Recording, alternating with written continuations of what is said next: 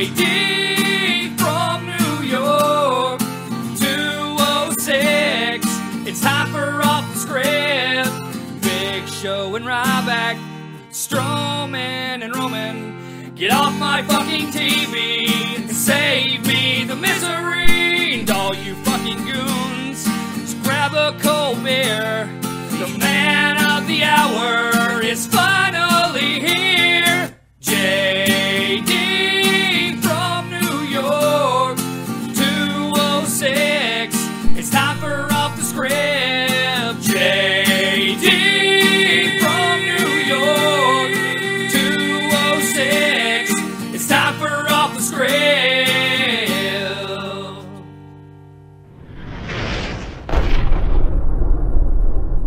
What is going on, guys? JD from New York here.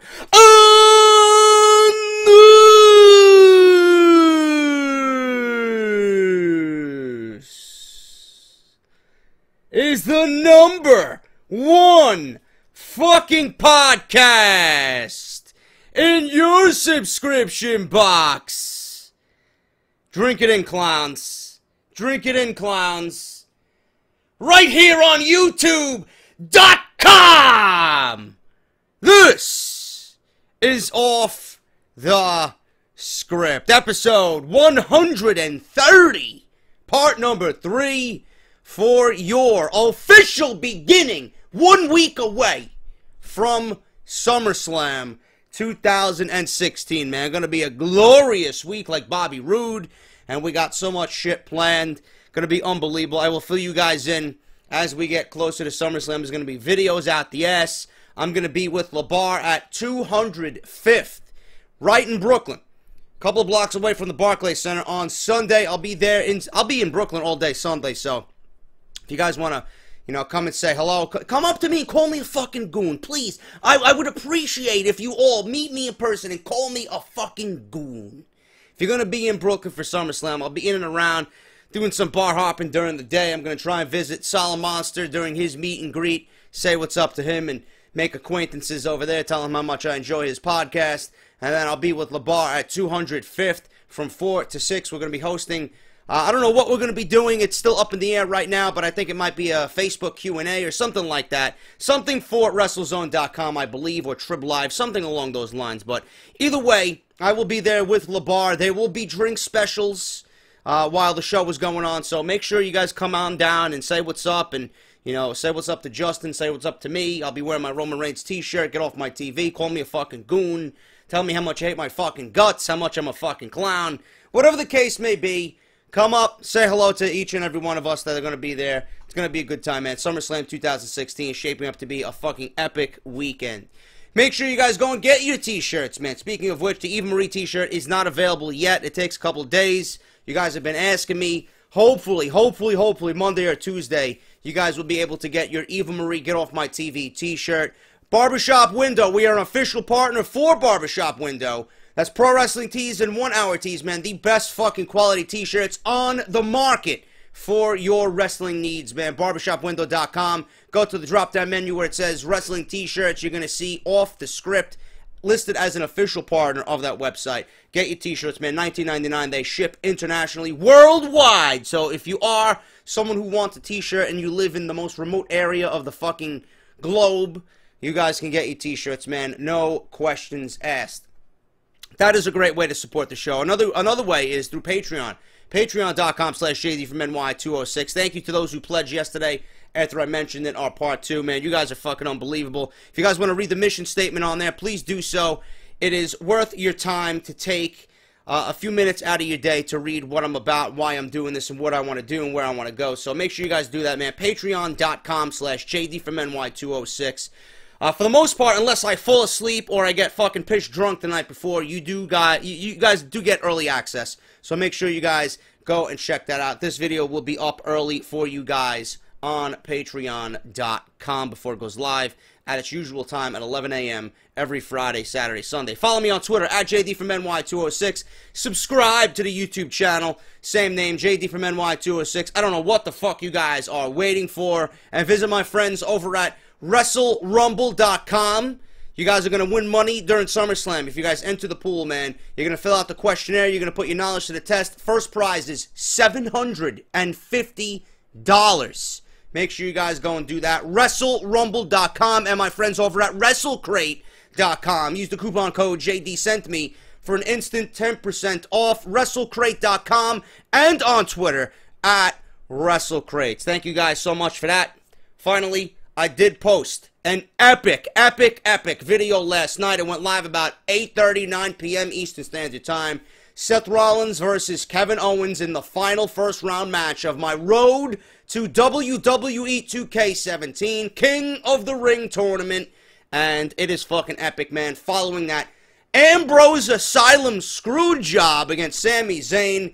Make sure you guys go and check that out. I'll leave you all the video information you need down in the description below. If you guys are watching this, please go over there and hit that thumbs up on that video, man. I would greatly appreciate it. Tweet it to 2K.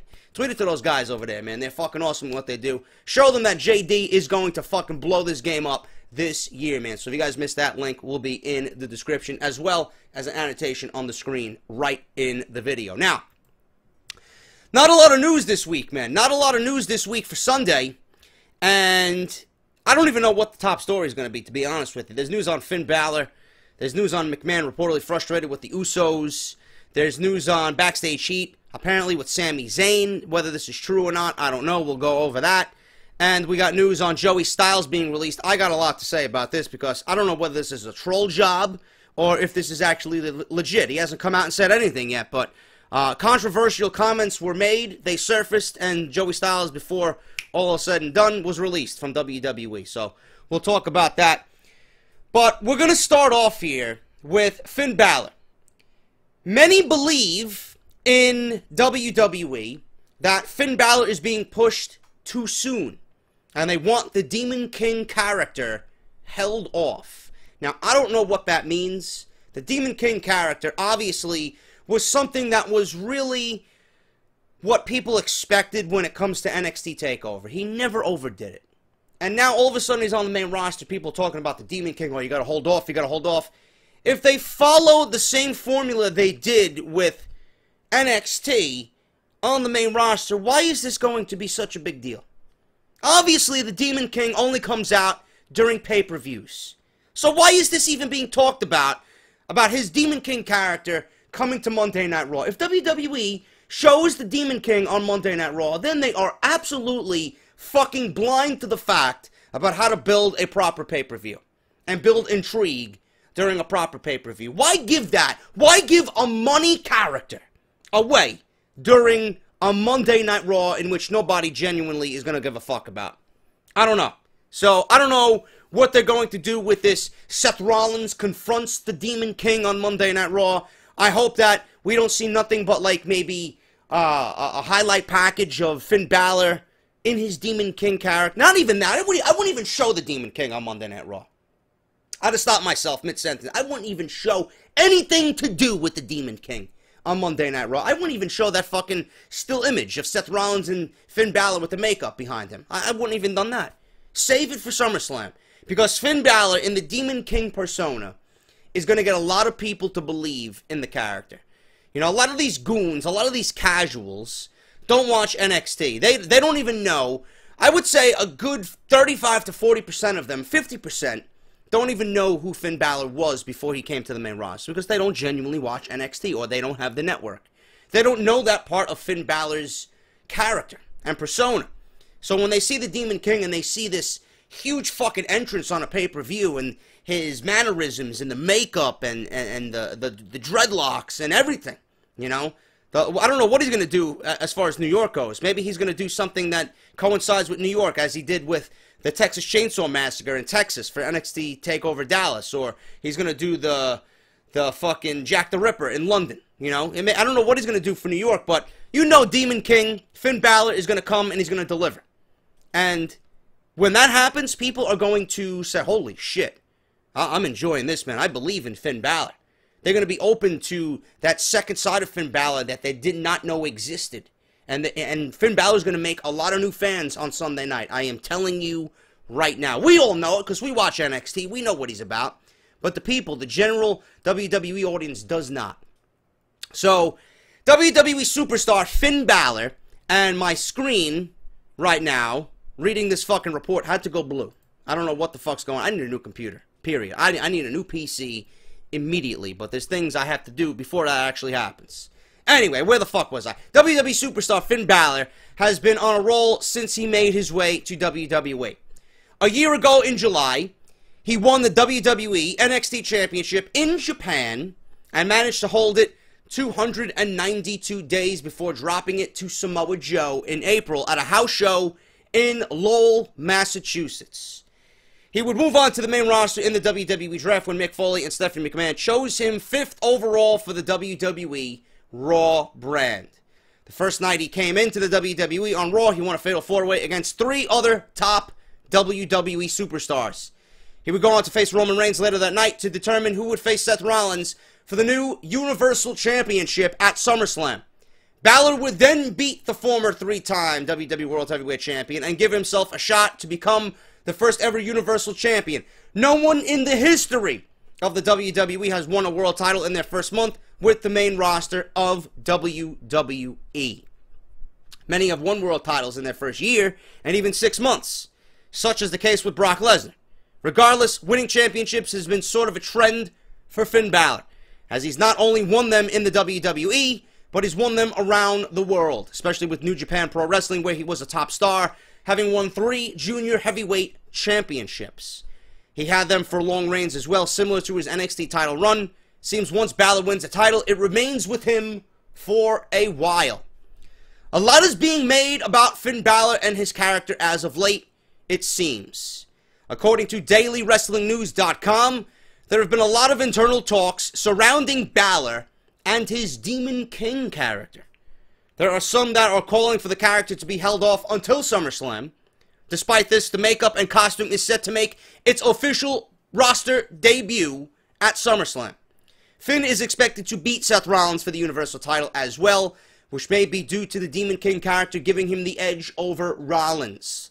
WWE Chairman Vince McMahon is said to be a huge fan of the Demon look and character, which is most likely why they added to much of the story of Balor and the Demon King this past week on Monday Night Raw.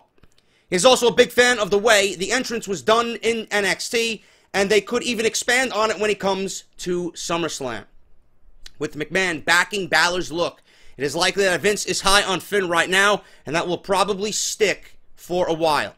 Triple H is really pushing for Finn to be given a shot at the top due to how good he is, and Vince has no problem doing it due to the fact that he wanted Balor to come up to the main roster last year.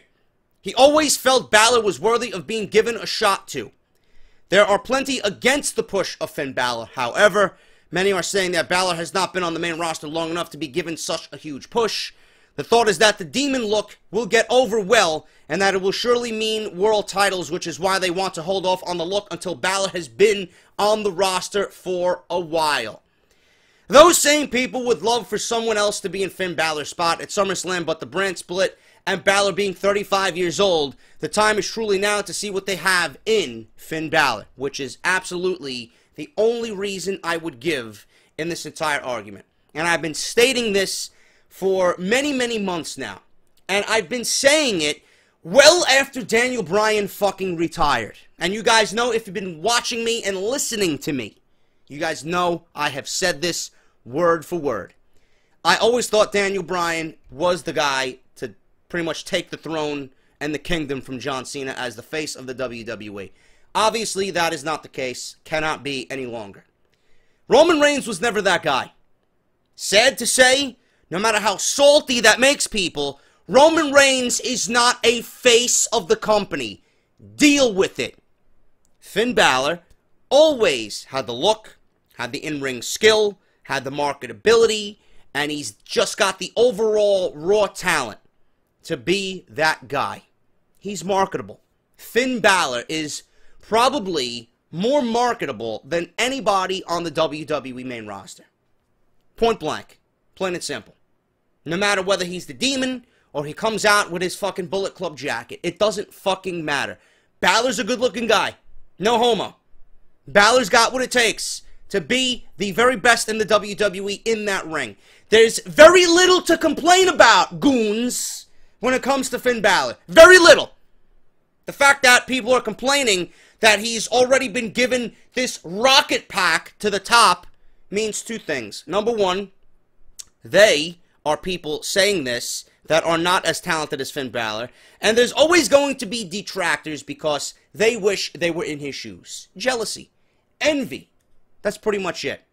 But the simple fact that Balor is 35 years old, and you need to strike now while the iron is hot.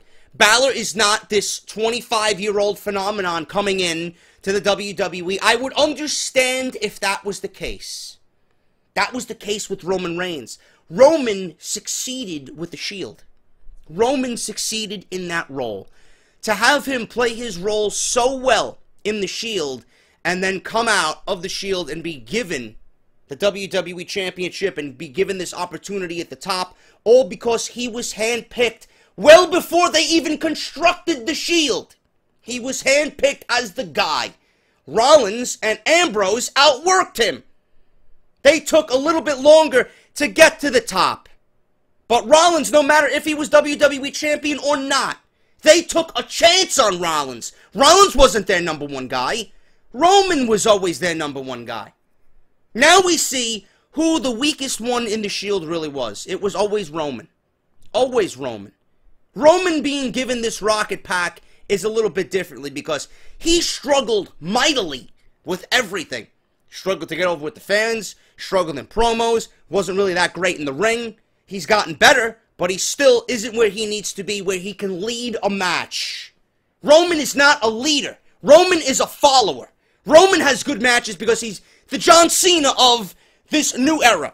John Cena had good matches and worked good matches last year and through all this U.S. Championship Open shit because he was given unbelievable talent to work with.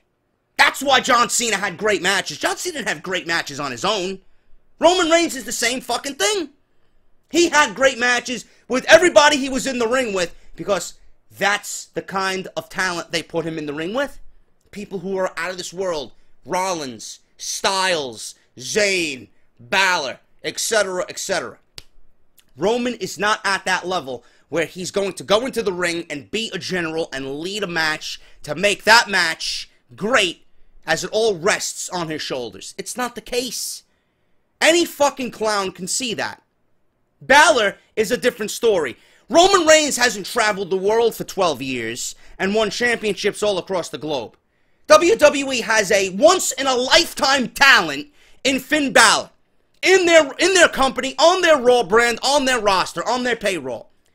Why not give him the opportunity to show everybody why they signed this guy away from New Japan? Why? It makes no sense to me why you wouldn't give him the top spot. On top of that, I said this 2 weeks in a row. It legitimizes Triple H's work down in NXT. If Finn Balor wins the Universal title and Finn Balor is successful, that automatically is going to trickle down the main roster. Kevin Owens, Sami Zayn, Neville, everybody else that was in NXT. Maybe everybody who's been a detractor of NXT will finally start opening up to NXT and realize what Triple H is doing down there is building the future. It all makes sense. Balor winning the title at 35 years old is not because he's been on the roster for 1 month and they found their new flavor of the month. It's because he's that damn good. It's because Roman fucked this up for himself. Roman now has nothing to complain about. Nothing. Maybe he gets over with the crowd. Maybe with this Rusev thing and challenging for the United States title, maybe Roman starts getting the crowd reactions that he thought he should be getting. Maybe this works in his favor. Take it, deal with it, run with it, make the best of it. Roman Reigns. Simple. Don't worry about what Finn Balor's doing. There'll always be another rematch with Finn Balor. There'll always be another shot at the Universal Championship for Roman Reigns. But right now we're talking about Finn Balor. And Finn Balor has always been that guy to me, after Daniel Bryan retired, to be the face of the company if John Cena was about to step down or take a reduced role.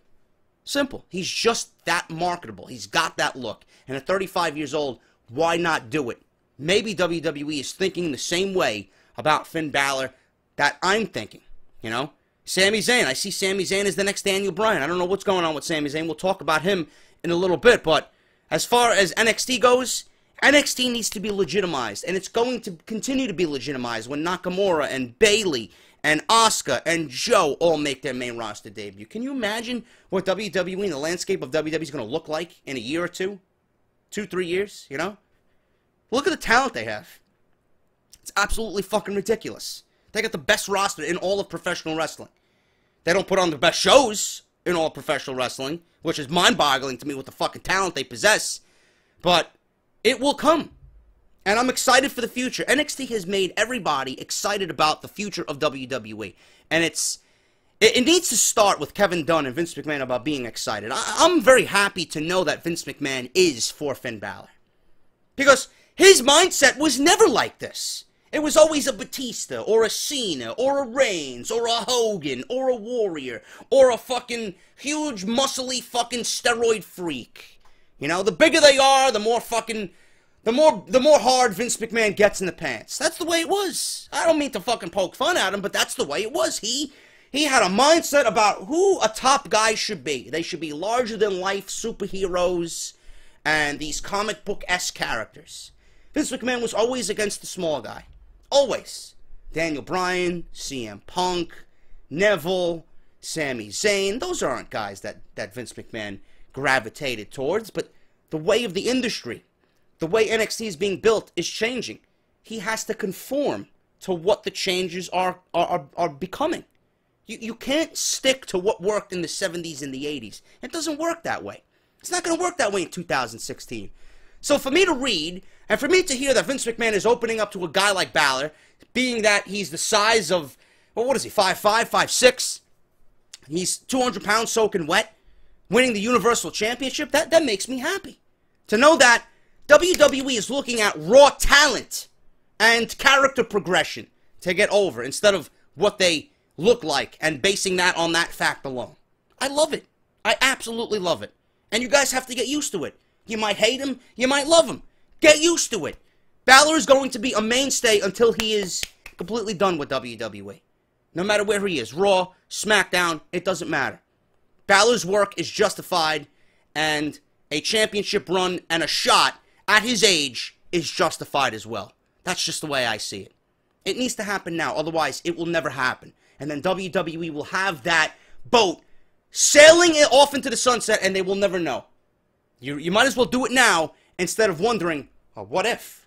Do it now. You guys got to get that through your head. Simple. While he has not been on the main roster, he's helped NXT become a household name at this point. Because of him and other stars there, NXT has become another brand for WWE that many, including Triple H, feel is equal to Raw and SmackDown Live. That being said, Finn Balor may not be known to some, but most know the guy well enough to put a title on him. The real question is how long he'll be given to hold the new title and what he can do with it. On top of this, if he can get over enough, many feel Vince McMahon may put Finn Balor at the top of the card, making him the guy over his so-called gem, Roman Reigns. The good and bad about Vince is that he can change his mind at any time. However, if he knows he has money in something, he will push it until there is nothing left. If Balor makes him cash, he'll use him anywhere he has to. This means that politically, Finn Balor may be protected as long as he remains over. Simple as that. Self-explanatory. If Finn Balor is going to make Vince McMahon money, and the money is going to continue rolling in fucking truckloads, Balor is going nowhere. Roman wasn't a moneymaker. Roman was not a moneymaker. Ratings don't mean money, okay? The ratings are fucking pointless. They're important to an extent, but they're not what defines the product. We know the product is trash because of WWE creative. Any fucking goon can understand that. The creative direction of this company is absolutely fucking miserable, and has been for years. They just don't know what the fuck they want to do. And it shows in the ratings. But Balor and everybody else that's working their ass off in that company, in the ring, putting on fucking match after match after match, and just entertaining us to the point where, you know, we've seen some of the best wrestling in WWE in quite a long time in 2016. What happens in the ring is going to get over. They need creative direction. Finn Balor, if he's going to be making money for WWE and Vince McMahon, this is all that matters to him. This is all that's ever mattered to the company. Roman wasn't doing it. Cena made him money. Hogan made him money. Shawn Michaels made him money. The Rock made him money. Austin made him money. You look at every WWE champion that has been before Roman Reigns. They made McMahon money. Daniel Bryan was going to make McMahon a lot of money until he got hurt. Roman wasn't cutting it in all important areas of what a WWE champion should be and what a WWE champion should do. Roman Reigns did not do any of it, and he failed because of WWE creative. They put him in situations in which he could not escape, and merchandise wasn't there. People did not want to see him. It's going to be vastly different, complete opposite, when Finn Balor sits at the top of the card. I am telling you right now. So that's all there is to that. McMahon is for Balor. Balor's probably going to win the Universal Championship, and Balor's going to be the face of the company, like I've been saying for months. Deal with it. Deal with it. What else do we got here? We got Vince McMahon. Speaking of Vince McMahon, he's reportedly frustrated with the Usos.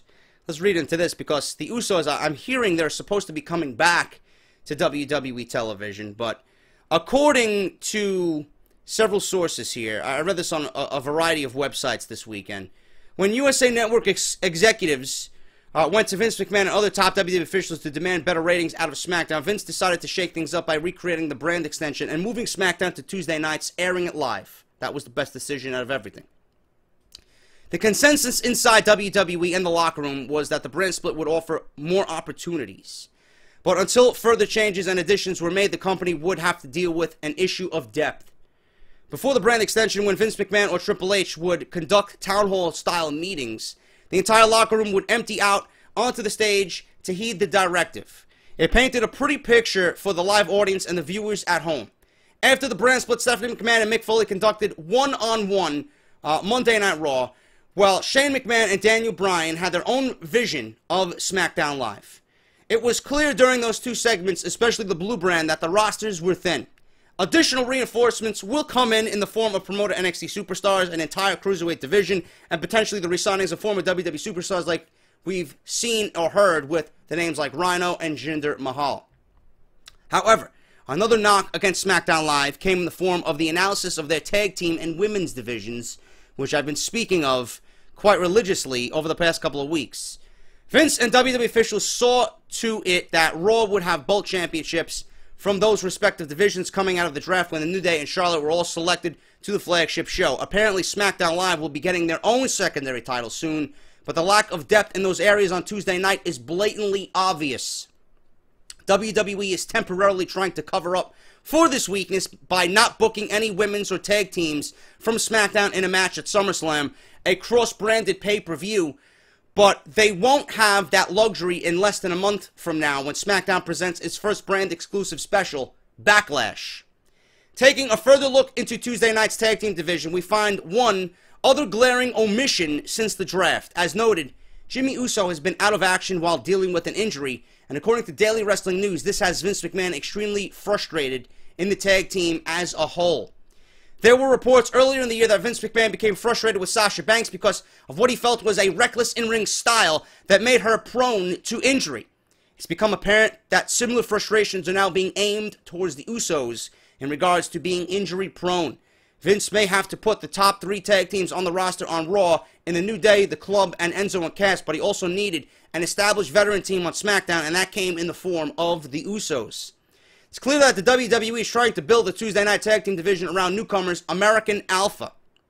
That would likely be the case if the Usos were healthy and on TV, but in a few weeks, they haven't been, and Jordan and Gable have had the spotlight all to themselves. It doesn't necessarily mean Vince would turn the Usos heel, but they would certainly help provide more depth to a division that includes young teams like the Vaudevillains, the Hype Bros, the Ascension, and Breezango. It's worth noting and interesting that news like this would come out around this time. It is widely known that the Usos and Roman Reigns are cousins, and Jimmy and Jay getting featured more when Reigns was at the top of the card. Reigns has been seen knocked down a peg because of his wellness policy violation.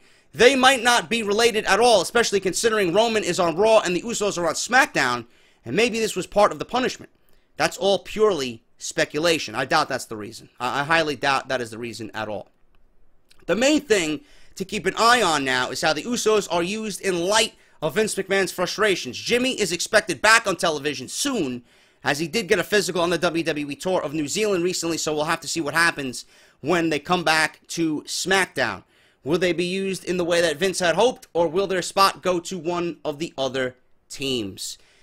As far as I go, and my opinion on the Usos, I honestly think they need to be knocked down a peg. They need a complete rebranding. And I don't mean change their characters, I mean change them to a heel team. They need a heel persona, because what they're doing right now as a babyface team is just watered down, and it's fucking bland, and it's boring.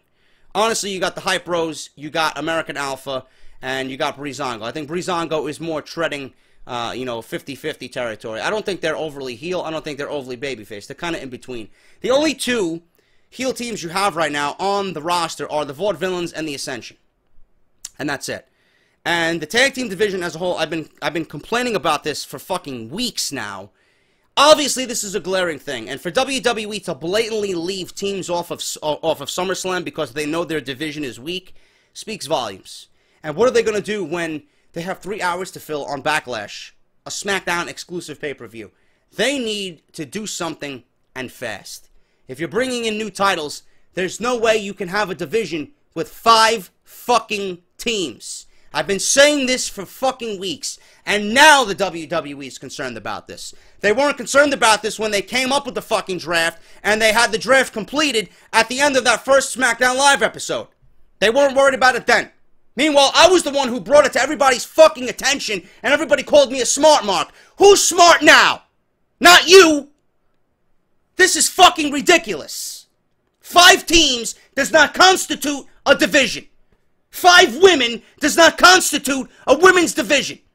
Especially not to the point where you have to include titles now for everybody to fight over. Get your plans right.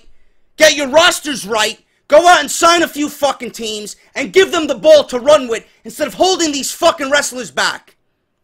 I understand the Usos are a top team, but that's not a reason to pretty much debilitate the entire fucking SmackDown tag team division. Oh, because the Usos aren't there.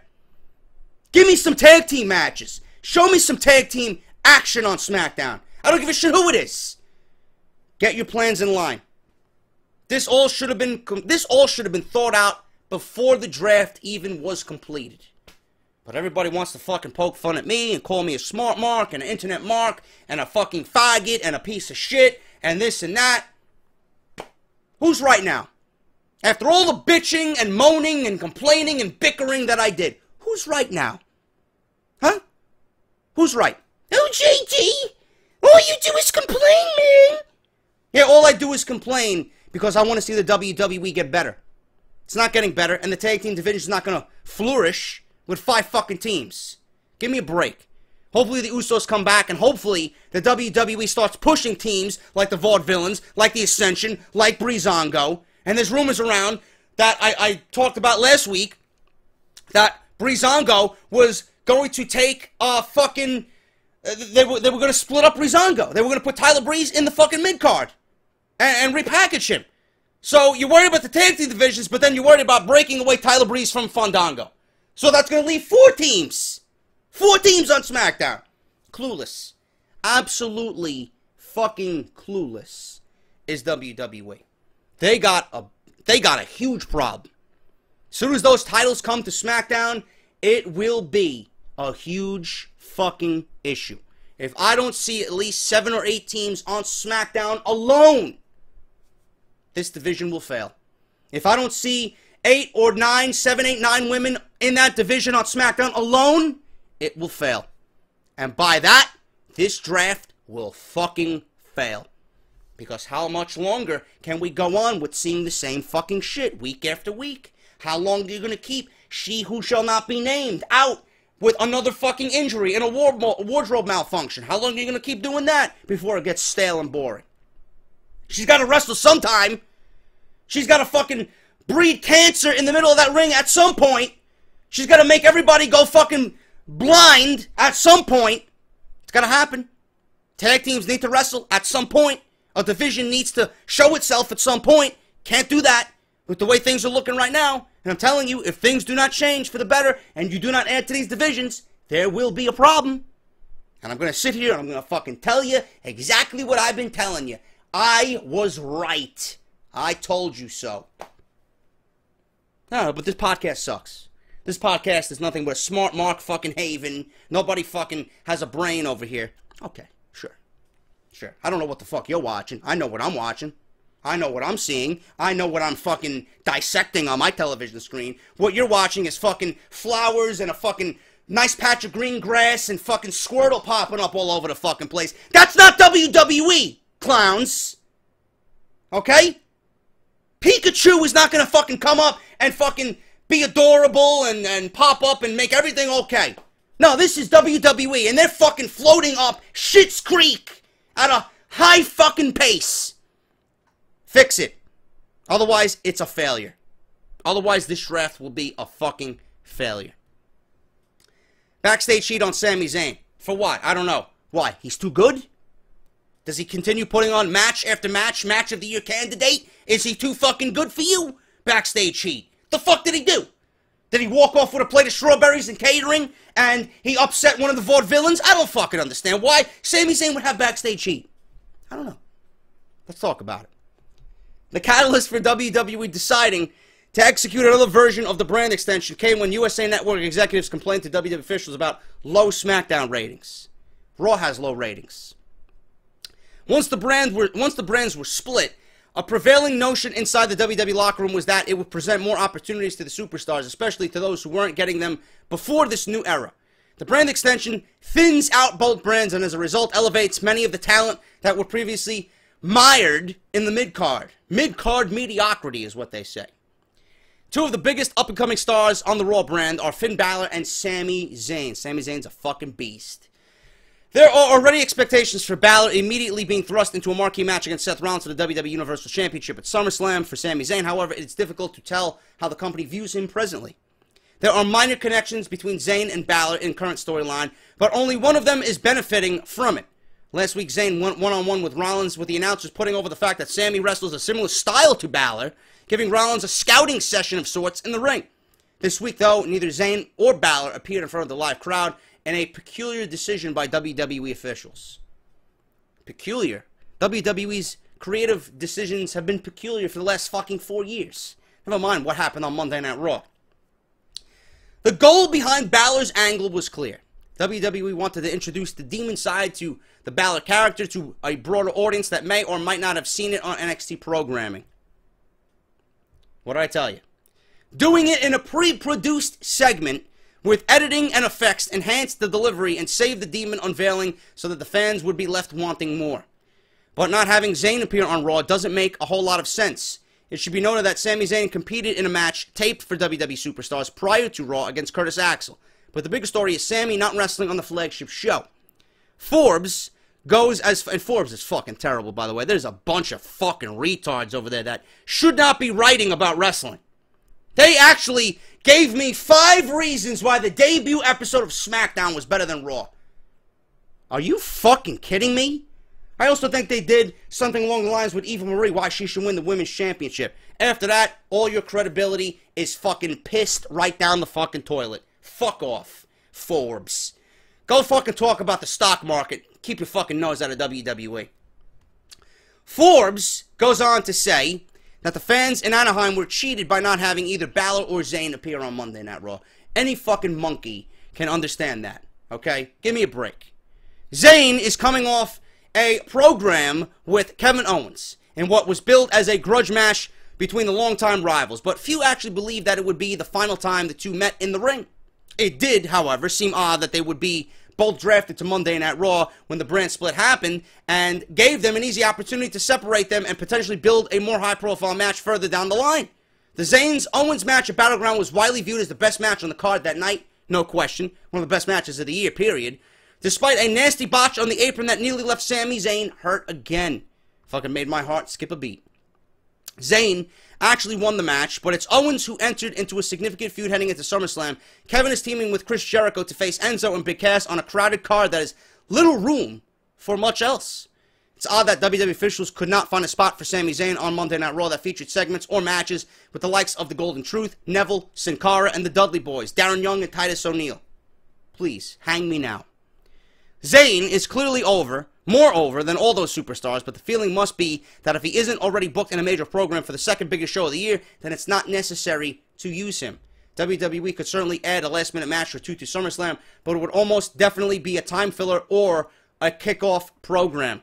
Considering there are 9 confirmed matches as of now with potential to add Cesaro versus Sheamus and Young versus O'Neil again, please, hang me. Zayn appears to be the odd man out. Whether it's due to a nagging injury or backstage heat remains to be seen, but the omission from the biggest party of the summer looks to be a glaring one. I wouldn't look too far into this. I honestly think that Sami Zayn was just legit the odd man out here. You know, I really don't understand why WWE didn't go with Enzo and Cass versus The New Day and then give us Sami Zayn versus Kevin Owens in a ladder match at SummerSlam. Loser leaves town. I mean, if this is the case, honestly, if this is the case, and you don't have enough room for Sami Zayn on Monday Night Raw, move him over to SmackDown. Trade him to SmackDown. I hate when guys like Sami Zayn, especially on a SummerSlam, is not on the card. Move him over to SmackDown. Seriously. What point does that make to fucking keep him off the show? And you can still get him on the show if WWE wants him on the show.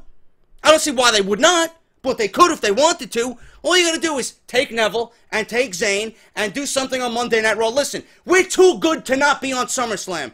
Do you want to go to Brooklyn and steal the fucking show? There you go. I don't need a story. I don't need a story between Zayn and Neville. All I know is that I care about both guys and I want to be entertained for 15 minutes. Give me a fucking match. Simple. There, I just booked you a segment for Monday Night Raw.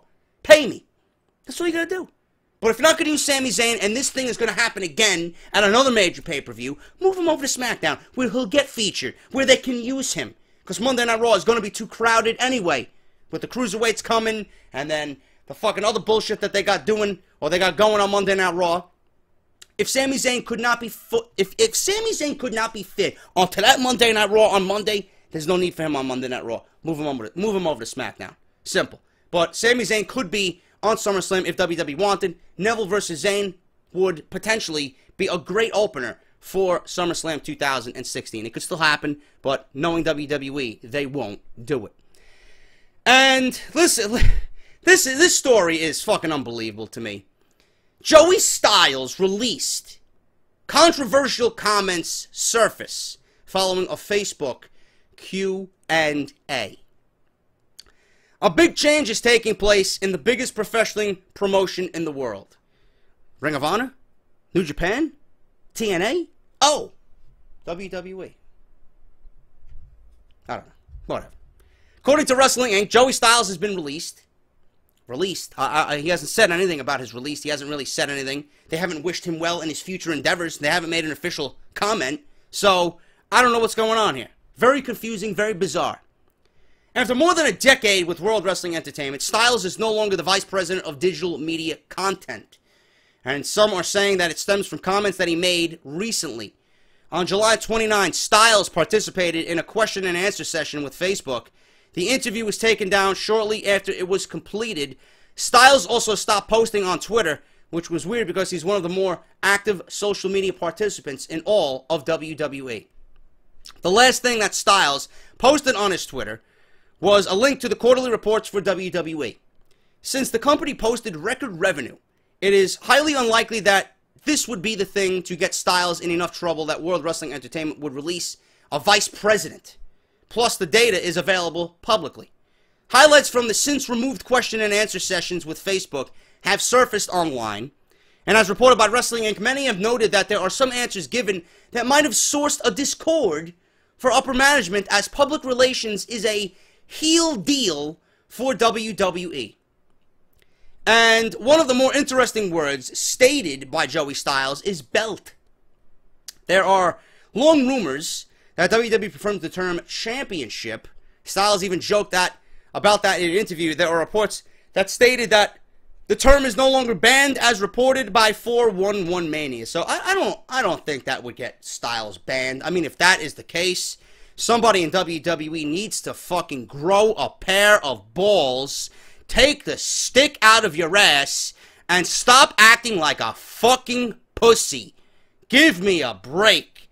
They are belts. They're worn around the waist, just like a fucking belt buckle to hold your fucking pants up. It's worn around your waist. It's a belt. He's not lying. Well, because WWE wants to eliminate words from the English language in their universe, Joey Styles gets fucking canned and fired? I doubt it. But it's a belt. He's right about that. You know? Maybe he knew that the word belt was no longer banned, and that's why he threw it around, because he's of the old school. He's of the old school and likes using that terminology. There's no reason to get upset about that. Joey Styles is cut of a different cloth than most of the people in WWE. He's seen it all. So, I doubt that is a reason. Styles also made a comment about Gorilla Monsoon, one of the best of all time, WWE star and commentator. Styles felt that it was nonsense when Monsoon used to talk about how a good big man can defeat a good little man, always. The comment came up as Styles was trying to defend Finn Balor, a very talented performer who is smaller than the other wrestlers. Another thing that WWE might not have been happy about was Joey Styles advertising that the wrestlers stop doing suicide dives, which is where a performer propels himself from the inside of the ring, over the top rope, or through the ropes, onto another person on the arena floor. Management not having someone telling the wrestlers, or might not like having someone telling the wrestlers how to perform. The company routinely praises the trainers down at the WWE Performance Center, so the comment might have been construed as something negative towards the developmental process. Again, Styles is right in his assumptions. Suicide dives need to be stopped altogether, or at least brought down to a bare minimum. I'm gonna fucking say this right now. The way Big E does a dive scares the shit out of me every fucking time. And this is being documented every fucking time he is in the ring. Whether he's fighting whoever it could be, whoever is in the ring with him. He either lands on them wrong, or he fucking dives through the ropes wrong, and he lands in a way that has me fucking absolutely scared to the fucking brink of me having a heart attack that this guy broke his fucking neck. Give me a break.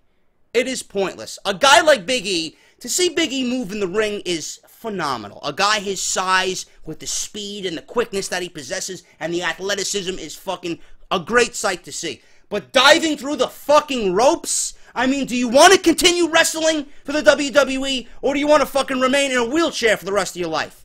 I think that one is very simple. Sasha Banks is another one. As she dives, soaking wet, she's 110 pounds. What type of propel are you going to get flying through the ropes onto another woman? Not gonna happen. She doesn't land on them correctly. She barely hits her fucking suicide dives correctly. The only one that should be doing any types of dives or moonsault is Charlotte, because she's got one of the prettiest moonsaults in the WWE. If you can't do it correctly, and it's not going to be as impactful as you want it to be, stop doing it. Another one is Dean Ambrose. He has the absolute worst fucking dive through the ropes I have ever seen. Ever seen. I mean, it's like me shoving my brother in a fucking playful manner. That's the type of impact that Dean Ambrose gets on his opponent when he dives through the ropes. It is absolutely fucking worthless. It makes the fucking match, for that 30 seconds, cringe. You don't need to be doing it. It adds absolutely nothing of value to the match itself. Stop it altogether. If it's not going to be a luchador flying poncho over the fucking top rope, or a flying tope, or a fucking 450 over the top rope, I don't give a fuck. You want to watch a fucking suicide dive? Watch the Cruiserweight Classic. That's how you do a suicide dive correctly. Not the shit you see on Monday Night Raw. Give me a break. So Joey Styles saying something like that not only is true, but it needs to become a reality. Fuck that. Okay? I doubt that's the reason. Because if that's the reason, then WWE clearly doesn't give a fuck about their in-ring performers. And they're going to let them go out there and injure themselves, and then they want to fucking cry when Sasha Banks is not on television for a year, or Dean Ambrose has got to relinquish the title because he broke his fucking arm flying through the ropes, or Big E is in the wheelchair for the rest of his life because he had a suicide dive onto Braun Strowman. Give me a break. I doubt that's the reason, and if that's the case, WWE, stop being a bunch of fucking pussies. With World Wrestling Entertainment splitting into two brands, Monday Night Raw and SmackDown Live again A new championship was created. The Universal Championship. We all know this. Or the Universal Belt, is what he said. When asked about it, Joey Styles said that he was not a fan of the name and stated that the fans did not like it either because he's been the most active social media proponent in WWE, so he obviously is gauging fans' opinions about the belt. As part of the job of being vice president of digital media, Styles spends a lot of time on social media interacting with the fan base. If he states that the fans are not pleased with the name, then he's basing it on his information that he receives from social media. WWE.com plays a huge role in the success of the company as the website generates millions of page views every month. That generates tremendous advertising revenue for the corporation. With Joey Styles playing such a big role in that department, it is really hard to believe that he would be released this easily over something that could have more than likely been overlooked. Joey Styles is a really talented and versatile person, having worked in front of the cameras and behind the scenes, so if he wants to stay in professional wrestling, he can obviously do so outside of the WWE. Why, again, I read all this, and you guys listen to this. Why was he fired again? Or, I'm going to use the quotation fingers here. Why was he fired? Or why was he let go from his job of vice president of digital media? I don't understand. To me, he didn't say anything wrong. He even brought up Roman Reigns in this Facebook question and answer. Whoever that new broad is that they got doing the interviews, I forgot her fucking name. She's down at NXT and she's done things here and there with WWE.com. She read something with Roman Reigns, and the question went like, why has WWE forced Roman Reigns upon us as a babyface and not turned him heel? She didn't even utter the name of Roman Reigns. She was so scared to read the fucking question that she shifted the paper over to Joey Styles for him to finish the fucking paper, the question on the paper, and he gave a very, very good answer. He didn't speak down about Roman Reigns. He didn't speak down about anything regarding Roman Reigns' push. He merely said, why would you ever question Vince McMahon? If Vince McMahon wants it, he's been more successful than wrong in the past, more times than not. He's been right more times than wrong. Why would you ever go against what the chairman wants? He has his finger on the pulse. He knows what the people want. If he thinks it's going to work out, he's going to do it. So why would you ever question Vince McMahon? That's exactly what he said. That's exactly what Joey Styles said. He didn't speak bad about Vince. He didn't speak bad about the WWE. He didn't speak bad about Roman Reigns. He didn't do any of those things. But this fucking goon, this broad, I forgot her fucking name. If somebody can let me know. I forgot her name. I don't know who she is. She's brand new. She's been there for like 2 months now. Didn't even want to read the fucking comment as if she knew something was going to happen. Give me a break. If WWE released Joey Styles based on any of this information, they are fucking pussies. Conor McGregor might be right. WWE and everybody involved in this company are a bunch of fucking pussies. Joey Styles is not going to fucking be unemployed very long because I would love to see him back in a commentator role. In fact, take fucking JBL off of Smackdown and move Joey Styles to Smackdown. Or if you want Joey Styles back in a commentating role, put him next to Tom Phillips in NXT. I'd love to see Phillips and Joey Styles commentate NXT. That would be fantastic. Obviously, he's still a valuable asset to any company he goes to. Why they would release him based on what was read here, I have no fucking idea. He hasn't tweeted. They haven't made an official statement. They haven't wished him well in his future endeavors. I don't know. It might be a fucking troll. I have no fucking clue. Hopefully we find some resolution to this, because if this is really the case, I would love to know what fucking had Joey Styles released from his contract. I would love to know. I would love to know it. And if we find out, from that point on, we'll dissect it even further and continue to say and continue to think that everybody in WWE is a bunch of fucking pussies. I understand someone talking bad about the company if you're employed with that company. I understand that, but Joey Styles did no such thing. Give me a fucking break. And that is Off the Script, guys. Thank you so much. Hope you enjoyed part number 3. There will be no part 4. I got other things planned for you guys. I might do a video on Monday pretty much telling you guys my absolute favorite SummerSlam moment of all time. We'll go over that. I was thinking about doing a top 5 or a top 10 SummerSlam matches. I mean, everybody's doing that. I want to give you one. And I want to give you a reason why it was great and the importance behind it. And we're going to discuss it. And I might do that. So look forward to that. Plus, we're going to have SummerSlam simulations with the top. How many matches? You got Ambrose, Ziggler. You got You got Balor and Rollins, and you got Reigns and Rusev, and you got Orton and Lesnar. We'll probably do those 4 matches, and I'll do commentary over them. So we'll have fun with that, and we'll release them through the week. And whatever else got going on, man. You know, Off the Script is going to be there. I'm going to be live with LeBar. We got Out of Nowhere. I'm going to try and get good mic work on Out of Nowhere. And it's just going to be a crazy fucking week, man. Crazy fucking week. So thank you guys so much. Hit that thumbs up. Let me know what you guys are thinking about everything in this video. Leave me a comment. Excuse me. Jesus Christ, the fucking beer I had. The fucking beer I was drinking, man. Jesus Christ.